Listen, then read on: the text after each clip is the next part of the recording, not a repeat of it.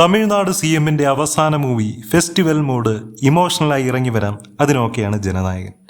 രസികരെ വിട്ടിട്ട് സിനിമയായി കാണാൻ ആഗ്രഹിക്കുന്നവർക്ക് അടിമുതൽ മുടി വരെ ക്രിഞ്ച് ഫെസ്റ്റാണ് ഈ മൂവി.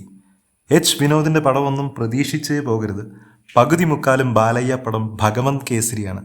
ബാക്കിയുള്ള ഭാഗം TVK പ്രൊമോഷനും സി എമ്മിൻ്റെ വേറെ കുറേ കാര്യങ്ങൾക്കും. നായകൻ്റെ പേര് പോലും TVK ദളപതി വെട്രി കൊണ്ടാൻ എന്നാണ്.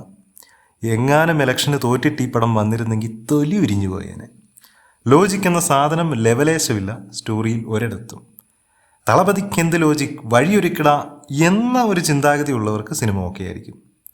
സമീപകാലത്ത് വന്ന വിജയ് സിനിമകളിൽ ഏറ്റവും മോശം ഇതാണ്.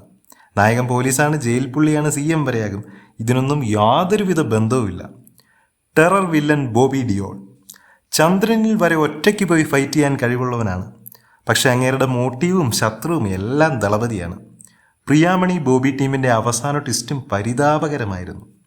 പിന്നെ ഉള്ള ടൈമിൽ വെറുപ്പിക്കലിൻ്റെ പരമാവധി മമിത ബൈജു വെറുപ്പിച്ചു. രാവണം അവൻ്റെ BGMൽ 1-2 ഫൈറ്റ് ഒഴിച്ചാൽ പടം എന്താണെന്ന് സംവിധായകന് പോലും അറിയില്ല. അവസാന മൂവി ഫാൻസിന് മാത്രമല്ല ഒട്ടുമിക്ക പ്രേക്ഷകരെ എല്ലാം തൃപ്തിപ്പെടുത്തുന്നതായിരുന്നെങ്കിൽ നന്നായിരുന്നേനെ. പക്ഷേ ഈ സിനിമ സർവ്വ റെക്കോർഡ്സും തകർക്കും. കാരണം ഈ പറഞ്ഞ പ്രശ്നങ്ങളൊക്കെ സാധാ മനുഷ്യർക്കേ ഫീൽ ചെയ്യൂ. രസികൻ എന്ത് സിനിമ, അണ്ണൻ സ്ക്രീനിൽ വന്നാൽ മാത്രം മതിയല്ലോ. ഇതോടുകൂടി എല്ലാം അവസാനിച്ചല്ലോ എന്ന ആശ്വാസത്തോടെ രക്ഷകന് വിടാം.